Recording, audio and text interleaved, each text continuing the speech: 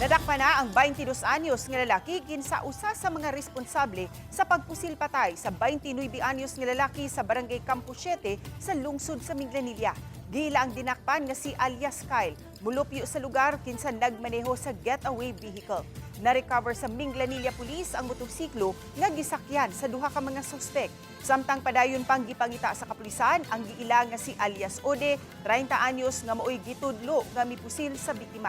Pasakaano kasong murder ang duha. Kinumduman nga gipusil ang biktima samtang nagmaneho siyang motorsiklo.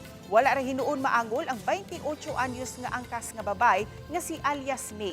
Selos ang gitumbok nga motibo sa krimen tungod kay ang nakalas ug ang angkas managhigugmaay samtang ang namusil kanhi hinigugma ni alias May. Ready na ta for the filing of murder. Kay nakuha nato ang driver sa motorcycle. However, mapasalamaton po mi because during the incident, when we requested for flash alarm sa atong mga neighboring stations, gitabangan mi nila to post pictures and to follow up sa mga nagkalaiyang mga ports sa diri sa south area.